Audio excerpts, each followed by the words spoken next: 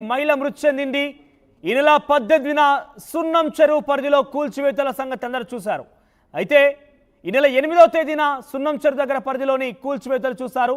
అయితే తన ఇంటిని కూల్చేశారని తీవ్ర వేదన పడినటువంటి అంజలి అనే మహిళ తన సోదరుడి ఇంటికి వెళ్ళింది. అక్కడే గుండెపోటుతో మృతి చెందింది అంజలి. మరోవైపు మూసీలో హైడ్రా సర్వేతో బాధితుల్లో కూడా ఆందోళన నెలకొంది.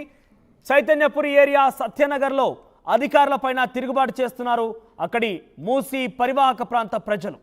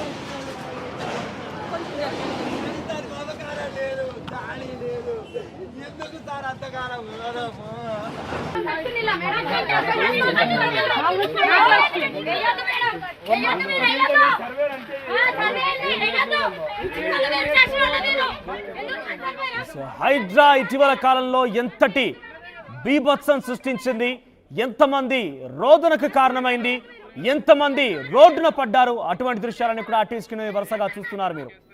సో ఇటీవల కాలంలో సున్నం చెరువు దగ్గర ఈ నెల 8వ తేదీన అక్రమ కట్టడాల పేరిట హైడ్రా అధికారులు కూల్చివేశారు. ఆ కూల్చివేసేటువంటి క్రమంలో కొంతమంది రోధిస్తూ అడ్డుకున్నారు కూడా. అందులో తమ నివాసం కోల్పోయినటువంటి అంజలి అనే ఒక మహిళ ఇక్కడి నుంచి వెళ్ళిపోయి తన సోదరుడి నివాసం దగ్గర అక్కడే ఉంటుంది. అయితే ఇటీవల కాలంలోనే ఆవిడ గుండెపోటుతో మృతి చెందినట్టుగా తెలుస్తోంది. ప్రస్తుతం మూసీ పరివాహక ప్రాంతంలో మూసీ ప్రక్షాళనలో భాగంగా ముఖ్యమంత్రి రేవంత్ రెడ్డి కొన్ని ఏరియాలకు సంబంధించినటువంటి మార్కింగ్స్ చేపడుతున్నారు. అధికారులు సర్వే చేస్తున్నారు. పలువురు పెద్ద ఎత్తున ఈ యొక్క సర్వేలని ఆ ప్రక్షాళనకు సంబంధించిన అంశాన్ని వ్యతిరేకిస్తున్నారు. చాలా మంది కన్నీరు మున్నీరుగా విలపిస్తున్నారు. తమ నివాసాలు ఏండ్లుగా తమ తాతలు తన్నున్నటువంటి నివాసాలను కూడా కోల్పోవలసి వస్తుంది. రేవంత్ రెడ్డిని ఏమో అనుకుంటే ఏమో చేస్తున్నట్టు కూడా రైతులు అక్కడటువంటి ఆ నివాసితులు పెద్ద ఎత్తున బాధ వ్యక్తం చేస్తున్నారు. ఎస్, మీరు చూస్తున్న ఆర్టీవీ స్క్రీన్ పైన ఒక ఘటన. ఇది గతంలో పటేల్గూడ దగ్గర జరిగినటువంటి ఘటన. పటేల్గూడ దగ్గర ఒక నివాసాన్ని కూల్చివేస్తున్న సమయంలో ఒక వ్యక్తి జోరున విలపిస్తూ అక్కడ కింద పడి కొట్టుకుంటున్నాడు కూడా. కుటుంబం సమక్షంలోనే కొడుకులు భార్య పిల్లలందరూ కూడా ఉన్నారు. తన నివాసం కూలిపోయాము, తమ యొక్క ఆధారం కోల్పోయామంటూ కూడా రోధిస్తున్న దృశ్యాలు మనం చూస్తున్నాం. మరోవైపు ఒంటిపైన కిరోసిన్ పోసుకొని ఓ వ్యక్తి ఆత్మహత్యం చేశాడు సత్యనగర్లో. చైతన్యపురి కాలనీకి సంబంధించినటువంటి సత్యనగర్లో అధికారి తిరుగుబాటు చేసే క్రమంలో ఒంటిపైన కిరోసిన్ పోసుకొని యువకుడు ఆత్మహత్య యత్నం ప్రయత్నం చేశాడు. అదే సమయంలో బాధితుల్ని కలవడానికి వచ్చిన ఎంపీ ఈటెల. దీంతో సత్యనగర్లో హై టెన్షన్ వాతావరణం నెలకొంది. ఎస్, మీరు చూస్తున్నారు ప్రస్తుతం సర్వే కొనసాగుతుంది. రీహాబిటేషన్ కల్పించాల్సినటువంటి ఇండ్లపైన RBX అనే గుర్తుతో అధికారులు ఆ గుర్తుని వేస్తున్నారు. అక్కడ పెయింట్తో ఆ యొక్క మార్క్ చేస్తున్నారు. మార్కింగ్ కొనసాగుతున్నటువంటి ఈ యొక్క అధికారాన్ని అడ్డుకునేందుకు ప్రయత్నం చేస్తున్నారు స్థానికులు. అక్కడ వారంతా కూడా అడ్డుకుంటున్నారు. ఈ క్రమంలో అధికారులని అడ్డుకునేటువంటి క్రమంలో ఒక వ్యక్తి ఒంటిపైన కిరోసిన్ పోసుకుని ఆత్మహత్యానికి ప్రయత్నం చేశాడు.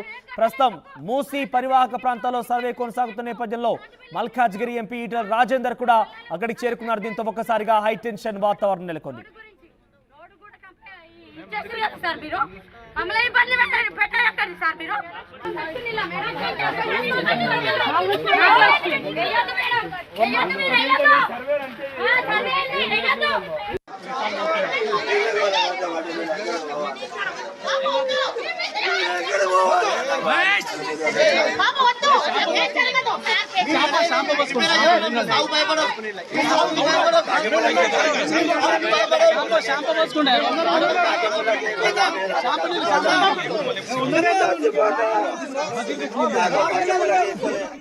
వైట్ మూసీ పరివాహక ప్రాంతంలో సర్వే కొనసాగుతున్న కొద్దీ అక్కడక్కడ పెద్ద ఎత్తున ఆందోళన కలిగించే విధంగా వాతావరణం కనబడుతోంది.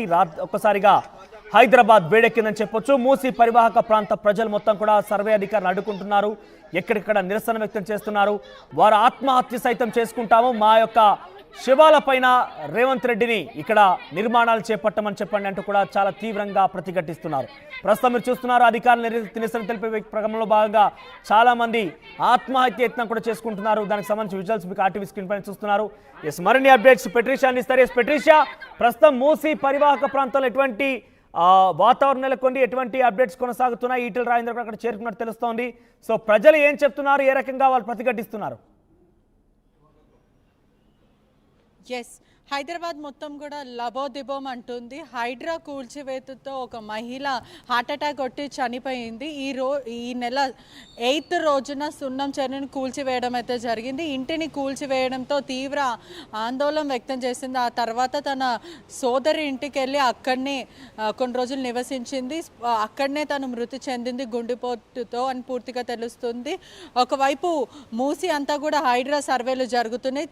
చైతన్యపురిలో పూర్తిగా అయితే సత్యానగర్లో అయితే అధికారుల మీద తిరుగుబాటు చేస్తున్నారని పూర్తిగా తెలుస్తుంది. ఒకవైపు కిరోసిన్ పోసుకొని సూసైడ్ చేసుకునే ప్రయత్నం చేశారు. ఇప్పుడు మాత్రం బాధితులను కలవడానికి ఎంపీ ఈటెల రాజేందర్ కన్సోల్ చేయడానికి అయితే వచ్చాడు. మొత్తం మీద చూస్తే సత్యానగర్లో హై టెన్షన్ వాతావరణం అయితే కనిపిస్తుంది. మనం కొద్ది రోజుల నుంచి చూస్తున్నట్టయితే కూడా పూర్తిగా మా ఇళ్ళని కూల్చివేయొద్దు అంటూ బాధితులు అంటే ఎవరైతే ప్రజలందరూ ఉన్నారో కూడా ఆవేదన వ్యక్తం చేస్తున్నారు. సత్యానగర్లో కూడా సర్వే చేయడానికి వచ్చిన అధికారులని తరిమి కొట్టారు. పబ్లిక్ అంతా కూడా వాళ్ళ దగ్గర ఉన్న పేపర్స్ ఏదైతే డాక్యుమెంట్స్ ఉన్నాయో అవన్నీ కూడా చింపివేసి అక్కడ ఆర్డీఎక్స్ అని పూర్తిగా మనకి ఇంటింటికి ఒక సింబల్ వేయడం అయితే జరుగుతుంది. ఆ సింబల్ కనిపించకుండా కూడా పెయింట్ని లాగేసి ఆ తర్వాత వాళ్ళ ఓన్ పెయింట్ వేసుకుని ఆ సింబల్ని ఐడెంటిఫై చేయనివ్వకుండా అధికారులు కూల్చివేత టైంలో ఐడెంటిఫై చేయకుండా పెయింట్లు వేసుకుంటారు. మొత్తం మీద కూడా లబోదిబోమని ప్రజలందరూ ఏడవడం జరుగుతుంది. ఒకవైపు మూసి పరిసర ప్రాంతంలో కూడా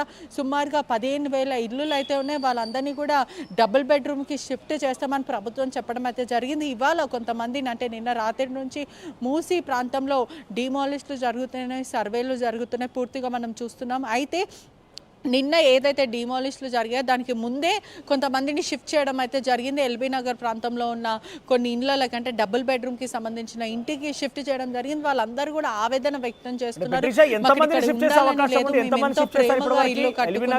డబుల్ బెడ్రూమ్ నివాసాలకి ఎంతమంది షిఫ్ట్ అయిపోయారు?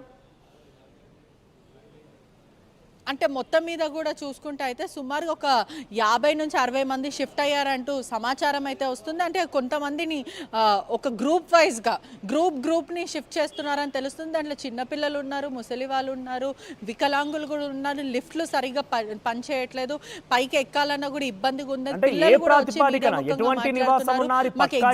లేదంటే బిల్డింగ్ అయినా అందరికీ ఒకే తరహాలో మార్గం చూపిస్తున్నారా? అందరికీ ఒకే తరహాలో డబుల్ బెడ్రూమే సర్వరోగ నివారణగా ఉందా? అంటే వీళ్ళందరికీ అదే ఒక ఆధారమా? ఎస్, ప్రజలు కూడా అదే ఆవేదన చేస్తున్నారు. ఒకవైపు చూసుకుంటే కూడా సుమారుగా 15,000 ఇల్లులు ఉన్నాయి. ఒక్కొక్క గ్రూప్గా ఒక్కొక్క సెగ్మెంట్ గ్రూప్స్లో కూడా పూర్తిగా వీళ్ళందరినీ షిఫ్ట్ చేస్తున్నారు. వాళ్ళ ప్రజలు కూడా అదే తిరగబాటు చేస్తున్నారు. మేము ఎంతో కష్టం చేసుకొని డైలీ వేజర్స్ ఉన్నారు, ఆ తర్వాత పర్సనల్ లోన్ తీసుకున్న వాళ్ళు ఉన్నారు, సప్పు చేసి ఇల్లులు కట్టుకున్న వాళ్ళు ఉన్నారు. మాకు వాళ్ళకి ఒకటే రూల్, అంటే మేము ఎంతో కష్టం చేసి ఇల్లులు కట్టుకున్నాం, ఇప్పుడు దాని మీద లోన్లు ఎవరు తీర్చారంటూ వాళ్ళు ఎంతో ఆవేదన వ్యక్తం చేయడం అయితే జరుగుతుంది. ఒకవైపు చూసుకుంటే కూడా పూర్తిగా అంటే గత కొన్ని రోజుల నుంచి కూడా చాలా మటుకు సూసైడ్కి ప్రయత్నించాలి. అంటే మొత్తం మీద మనం చూస్తుంటే కూడా సున్నం చెరువు దగ్గర కూడా పెట్రోల్ పోసుకొని చనిపోతాను అంటూ మీడియా ముఖంగా వచ్చి సూసైడ్ అటెంప్ట్ చేయడం అయితే జరిగింది. మరోవైపు చూసుకుంటే కూడా నిన్న గత కొన్ని రోజుల క్రితం అంటే 2-3 రోజుల క్రితం జరిగిన డిమాలిష్లు కూడా ప్రెగ్నెంట్ ఉమెన్ అని కూడా చూడకుండా ఈ సామాన్లంతా బయట పాడేశారంటే ఎంతో ఆవేదన వ్యక్తం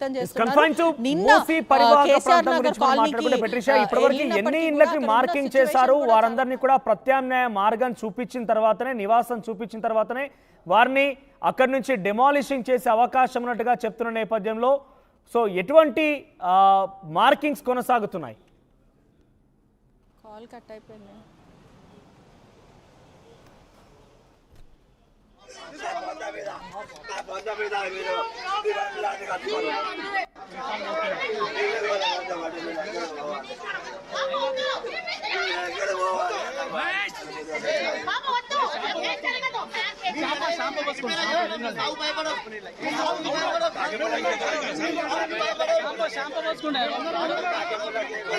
షాంపూ